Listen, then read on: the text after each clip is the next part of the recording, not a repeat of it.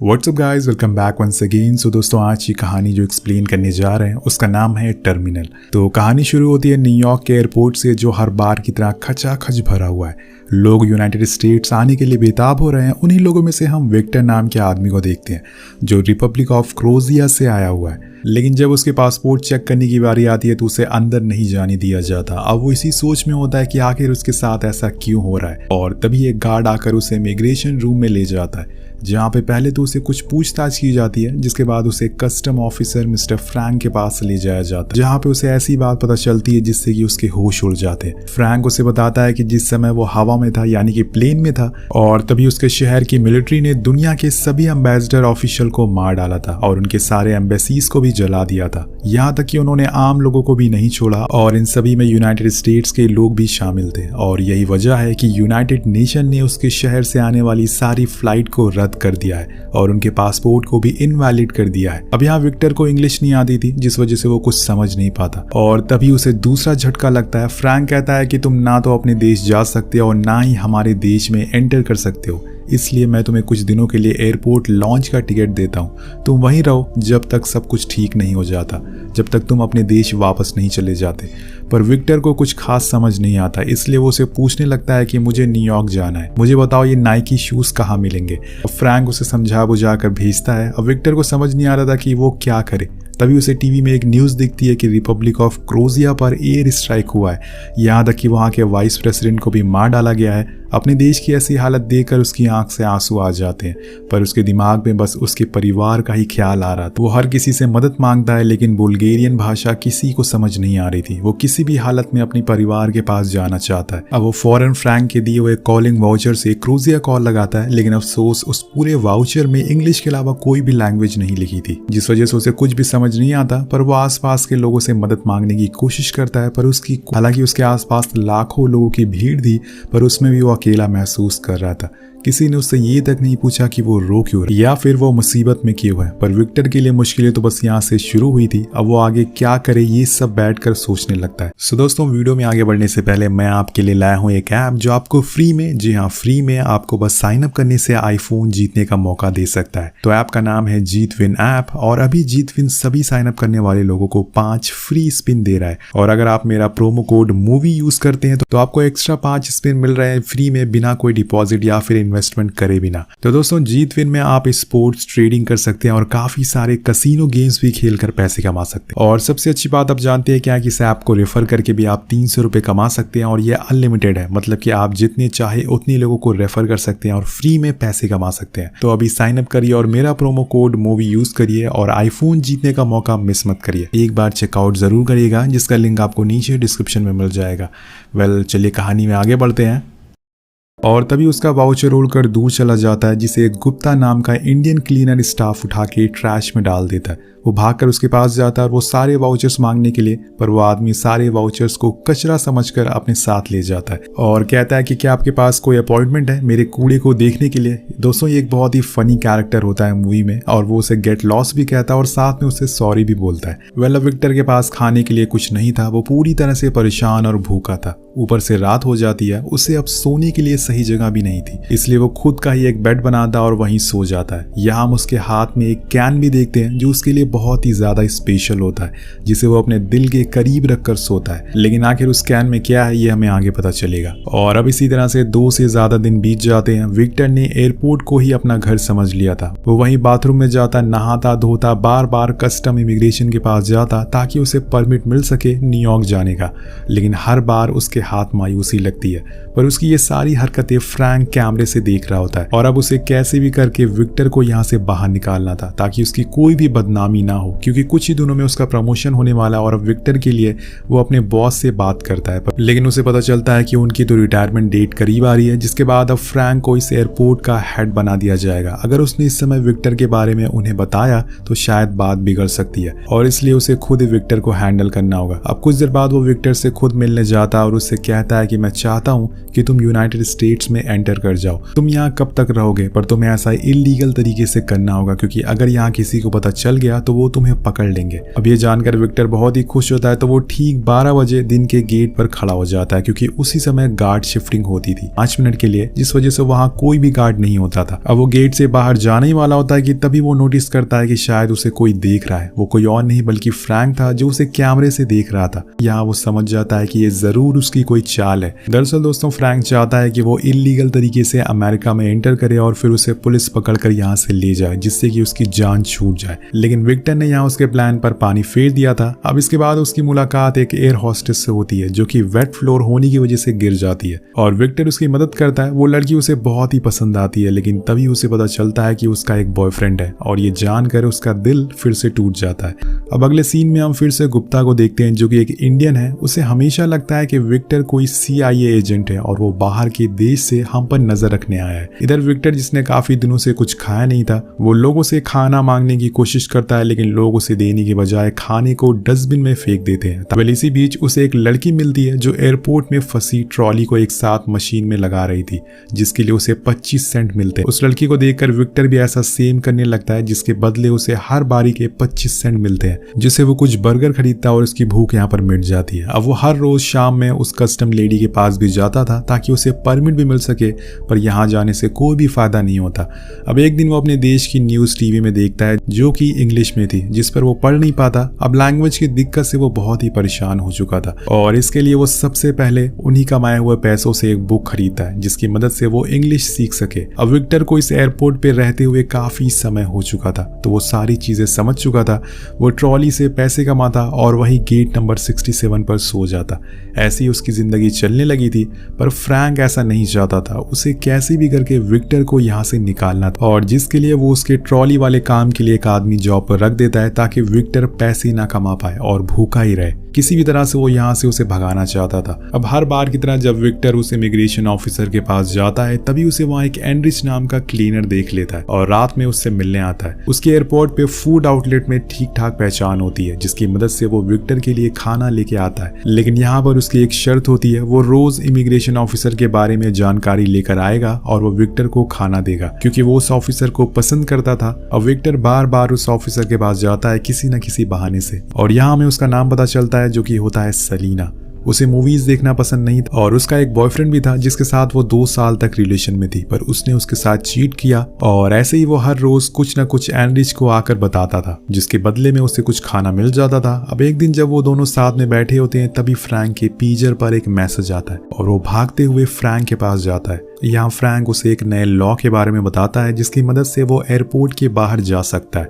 उसे बस एक स्टेटमेंट देना होगा कि वो अपने देश नहीं जाना चाहता। उसे वापस जाने से डर लगता है, क्योंकि वहाँ बहुत ही खतरा है। जिसके बाद हम तुम्हें इमिग्रेशन जज के पास ले जाएंगे और तुम्हें 6 महीने का टाइम मिलेगा। लेकिन जज ऐसे केसेस जल्दी नहीं देखते और इसी तरह से 6 महीने बीत जाएंगे और तुम आज़ाद हो जाओगे।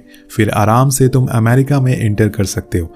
पर विक्टर कहता है कि मैं झूठ नहीं बोल सकता हूँ, मुझे अपने देश जाना है, वहाँ मेरा परिवार है और मुझे वहाँ जाने से कोई भी डर नहीं लगता। तो यहाँ फ्रैंक का प्लान एक बार फिर से फेल हो जाता है। अब बाहर निकलते टाइम उसे वहाँ अमेलिया मिलती है, जो फोन पर किसी से बात कर रही थी और रो रही थी।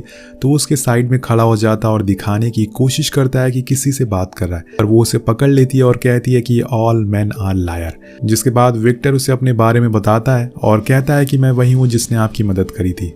और अब यहाँ एमिलिया भी उसे पहचान लेती है। वो उसे झूठ बोलता है कि वो एक कॉन्ट्रैक्टर है और इसी बीच एमिलिया उसे एक रेस्टोरेंट चलने को कहती है, पर वो मना कर देता है, क्योंकि जो डिश एमिलिया को खानी थी वो $20 की थी और विक्टर ने अभी तक कभी इतने पैसे नहीं देखे थे, इसलिए उसे झूठ बोलकर वहां से चला जाता है। लेकिन अब उसे कुछ काम करना पड़ेगा ताकि वो $40 कमा सके और एमिलिया को डेट पर ले जा सके। इसलिए वो सभी दुकानों पर जाता है काम ढूंढने के लिए। किसी को उसके बारे में कुछ पता नहीं था, इसलिए सब उसे उसका नंबर मांगते हैं और तब वो उनसे कहता है कि आप मुझे गेट नंबर 6 के फोन बूथ पर कॉल करें जब उनको उससे बात करनी हो। अब विक्टर पूरे दिन रात उसी गेट नंबर 6 के कॉलिंग बूथ के नीचे बैठा रहता है, इसी इंतजार में कि शायद उसे कोई कॉल आएगा।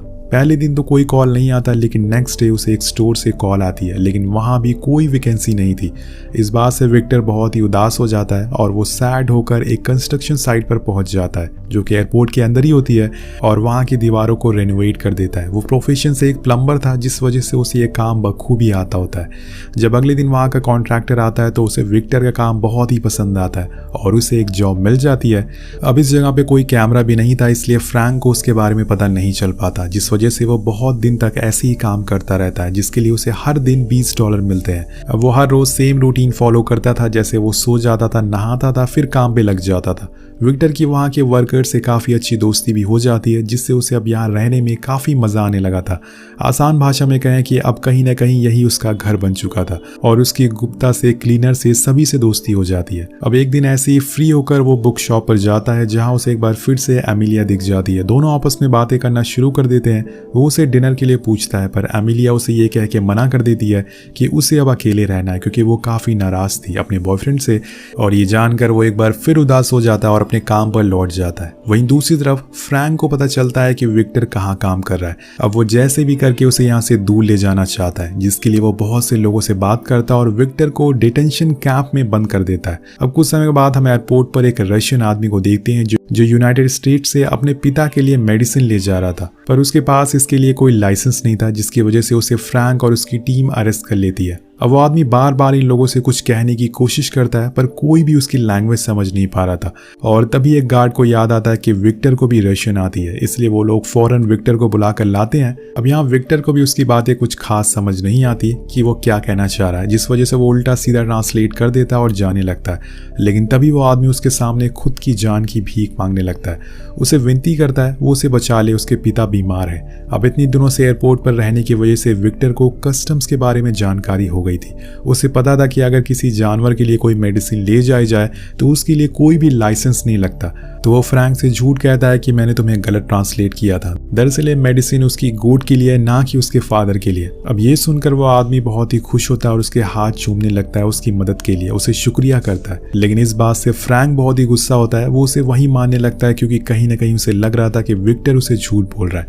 लेकिन तभी यहाँ पर उसका बॉस आ जाता है और उसे ऐसा करते देख लेता है, जिस वजह से उसे उन दोनों को छोड़ना पड़ता है। इधर गुप्ता सारे स्टाफ और स्टोर वालों को ये बता देता है कि फ्रैंक एक गरीब आदमी को मारना चाहता था, लेकिन विक्टर ने उसकी जान बचा ली, जिसके बाद सारे लोग विक्टर को अपने साथ रखने के लिए बुलाने लगते। सभी लोग उसकी इज्जत करने लगते हैं और उसे काम देने लगते हैं, यानी कि वो अब एक मसीहा बन चुका था। पर यहाँ फ्रैंक का ईगो हर्ट हो चुका था। वो बार बार कोशिश करता रहता है कि किसी भी तरह से वो विक्टर को यहाँ से भगा दे, और जिसके लिए वो उसे पूछता भी है कि तुम्हारे उस कैन में क्या है और तुम यूनाइटेड स्टेट्स किस काम के लिए आए हो। पर विक्टर बताने से मना कर देता और फ्रैंक उसे धमकाता है कि मैं तुम्हारी लाइफ बर्बाद कर दूंगा, हमेशा कैंप में ही सड़ते रहोगे। लेकिन विक्टर पर फ्रैंक की बातों का कोई भी असर नहीं होता और वो चला जाता है। वहीं दूसरी ओर हम गुप्ता को देखते हैं, जो चोरी छुपे विक्टर को एंड्रिस को लेकर एयरपोर्ट के शेड्यूल रूम में घुस जाता है। उसे ये पता लगाना था कि एमिलिया की नेक्स्ट फ्लाइट कब आ रही है, ताकि विक्टर उसे डिनर पर ले जा सके। वेल उन्हें पता लग जाता है और वो उसी दिन पूरे प्लान के साथ रेडी रहता है,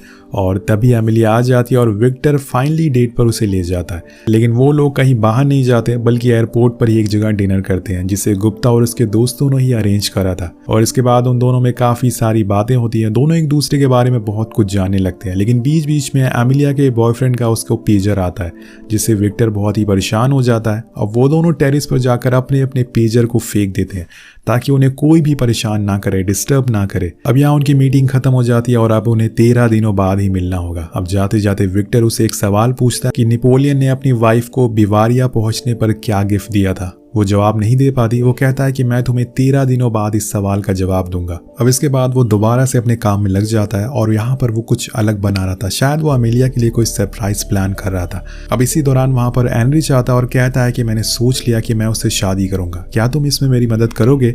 अब अगले दिन एक बार फिर से विक्टर इमिग्रेशन ऑफिसर के पास जाता है वीजा लगवाने के लिए, पर उस फॉर्म के साथ वो उसे एक रिंग भी देता है और सारी सच्चाई बताता है। विक्टर कहता है कि एनरिच तुमसे बहुत ही प्यार करता है और वो तुम्हारा कैफे में वेट कर रहा है। और इसके कुछ देर बाद वहां पहुंच जाती है और उसके हाथ में वही रिंग थी जो उसने विक्टर के जरिए भिजवाई थी। अब ये देखकर एनरिच बहुत ही खुश होता है, जिसके बाद दोनों वहीं एयरपोर्ट पर ही शादी कर लेते हैं। पर यहाँ विक्टर के लिए चीजें सही नहीं थी। आखिर उसे कब तक ऐसे यहाँ पर रहना होगा इस तरह से। अब एक दिन जब एमिलिया वापस आती है तो उसे फ्रैंक के लोग डिटेन कर लेते हैं और उसे पूछताछ करने लगते हैं। पर फ्रैंक का असली मकसद था कि वो विक्टर के खिलाफ उसे भड़का सके। विक्टर के बारे में वो उसे सब कुछ बता देता है, उसकी सारी असलियत, और सारी चीजें जानकर वो शॉक हो जाती है। जिसके बाद वो सीधा उसे मिलने पहुंच जाती है और यहाँ हम गेट नंबर 67 को देखते हैं जहाँ पर विक्टर रहता है। एमिलिया उसे सबसे पहले यही सवाल करती है कि तुम यहाँ क्यों रहते हो। अब वो उसका जवाब देने के बजाय उसे अपना सरप्राइज दिखाता है जो वो पिछले 13 दिनों से बना रहा था। उसने उसके लिए एक फाउंटेन बनाया था जो सेम उसी तरह से जैसे नेपोलियन ने अपनी वाइफ को गिफ्ट किया था, जिसमें 1000 फाउंटेन थे। और ये देखकर एमिलिया बहुत ही खुश होती है। इसके बाद वो उसे सच बताता कि आखिर वो न्यूयॉर्क क्यों आया है। अब विक्टर वो कैन ओपन करता और उसमें से एक पिक्चर बाहर निकालता जो कि एक हंगेरियन बैंड की थी, जो उसके डैड ने 1958 में एक न्यूज़पेपर से निकाली थी। और उसके बाद उसके डैड ने बड़ी मुश्किल से उन सभी मेंबर को लेटर लिखा और 40 साल इंतजार करने के बाद उनका जवाब आया। लेकिन एक मेंबर रह गया जिसका जवाब आने से पहले ही उसके डैड की मौत हो गई। लेकिन मैंने उनसे प्रॉमिस किया था कि मैं उनका ये ड्रीम, ये सपना पूरा करके रहूंगा। अब विक्टर के लिए उसके पिता का प्यार देखकर एमिलिया की आंखों में आंसू आ जाते हैं। वो कहती है कि तुम यहाँ इतने दिनों से अपने डैड के लिए रह रहे हो। तो विक्टर बोलता है कि उन्होंने 40 साल इंतजार किया था अपने इस ड्रीम को पूरा करने के लिए और उनके सामने मेरा ये इंतजार कुछ नहीं है। अब एमिलिया को समझ आ जाता है कि विक्टर एक बहुत ही अच्छा इंसान है। उसने अपने बॉयफ्रेंड से ब्रेकअप कर लिया था और विक्टर के साथ ही रहने का फैसला कर लेती है। अब नेक्स्ट डे एनरिच आकर विक्टर को एक बहुत ही अच्छी न्यूज़ सुनाता है। वो बताता है कि तुम्हारे देश में जंग खत्म हो गई है, अब तुम वापस जा सकते हो। और ये जानकर एयरपोर्ट पर सभी लोग बहुत ही खुश होते हैं। और इसी बीच वहाँ एमिलिया आती है और उसे एक इमरजेंसी 1 डे वीजा देती है और खुश कर देती है। वो उसे बताती है कि ये उसके बॉयफ्रेंड ने दिया है, उसकी अच्छी जान पहचान है। और ये बोलकर वो वहाँ से जाने लगती है। पर यहाँ वो उसे ये नहीं बताती कि उसने ऐसा एक शर्त पर किया था। उसके बॉयफ्रेंड ने कहा था कि अगर उसे वीजा चाहिए तो उसे उसके साथ वापस रिलेशन में आना पड़ेगा। तो एमिलिया ने हाँ कर दिया और खुद के सपने को तोड़कर विक्टर के डैड के सपने को पूरा करने का सोचा। अब वो जाने से पहले आखिरी बार विक्टर से पूछती है, क्या तुम्हें पता है कि नेपोलियन ने अपनी वाइफ को वेडिंग प्रेजेंट में क्या दिया था? वो एक गोल्ड लॉकेट थी और उसके अंदर एक इंस्क्रिप्शन थी जिसमें लिखा था डेस्टिनी। ये बोलकर वहां से चली जाती है और विक्टर को सब समझ आ जाता है कि उसकी डेस्टिनी क्या है। अब वो उस वीजा को लेकर फ्रैंक के पास जाता है साइन के लिए। अब वो साइन करने के लिए राजी था, पर वो उसे एक धमकी देते हुए कहता है कि अगर उसने एक भी कदम न्यूयॉर्क में रखा तो वो उसके दोस्तों को, एनरिच को और गुप्ता को काम से निकलवा देगा और उन पर बैन भी लगवा देगा। अब यहाँ विक्टर खुद के लिए अपने दोस्तों को धोखा नहीं दे सकता, इसलिए वो अपने देश वापस जाने का फैसला करता है। उसके सारे दोस्त उसे रोकते हैं और अपने पिता के सपने को पूरा करने को कहते हैं। यहाँ तक कि गुप्ता तो उसे डरपोक भी कह देता है, लेकिन विक्टर नहीं मानता और तब गुप्ता उसे एक बहुत ही अच्छी बात कहता है। वो कहता है कि इंडियन जिसे दिल देते हैं उसके लिए अपनी जान भी देने के लिए तैयार हो जाते हैं। और यहाँ गुप्ता भी यही करते हैं। वो रनवे पर जाकर उसी क्रूजिया वाली फ्लाइट के आगे खड़े हो जाते हैं, जिससे कि वो फ्लाइट डिले हो जाती है और अब विक्टर को एक दिन का टाइम मिल जाता है न्यूयॉर्क जाने का। अब जब इस बारे में एयरपोर्ट के कस्टम स्टाफ को पता चलता है तो वो फौरन गेट की तरफ पहुंच जाते हैं। वहीं दूसरी ओर विक्टर को सी ऑफ करने के लिए पूरा एयरपोर्ट उसके पीछे पीछे था, लेकिन तभी वहां पर गार्ड्स आ जाते हैं और उसे रोक लेते हैं। लेकिन दोस्तों, उन्हें भी सच्चाई पता होती है कि आखिर सही कौन है और गलत कौन है। वो विक्टर के लिए गेट खोल देते हैं और कुछ इस तरह से वो अपना पहला कदम अमेरिका की जमीन पर रखता है। अब यहाँ उसे एमिलिया भी दिखती है, जिसे देखकर वो स्माइल करता है और उसका शुक्रिया करता है। और यहाँ से वो सीधा बेनी गैल्सन से मिलने जाता है, जहाँ पे उनका ऑटोग्राफ लेता है और अपने डैड का सपना पूरा करता है। सिर्फ एक दिन के लिए उसने इतना सब कुछ झेला, पर वो कहते हैं ना कि promise never made to be broken. और इसी तरह से ये कहानी यही खत्म हो जाती है। ये पूरी कहानी एक सच्चे इंसान पर बनाई गई थी जिसका नाम था मेहरान करीमी, जो कि एक ईरानियन रेफ्यूजी था जिसे पेरिस के एयरपोर्ट पर रहना पड़ा था, वो भी पूरे 18 सालों तक। जी हाँ दोस्तों, और 2022 में उन्होंने अपना दम तोड़ दिया। कुछ ही दिनों पहले उसी टर्मिनल की सीट पर उन्हें हार्ट अटैक आ गया जहां उन्होंने 18 साल गुजारे थे। और इसी के साथ ये कहानी खत्म हो जाती है। तो आपको ये कहानी कैसी लगी नीचे कॉमेंट करके जरूर बताएगा। इस वीडियो पे हम एम करते हैं 300 कॉमेंट का, तो कॉमेंट जरूर करेगा। एक बार चेकआउट जरूर करिएगा, जिसका लिंक आपको नीचे डिस्क्रिप्शन में मिल जाएगा।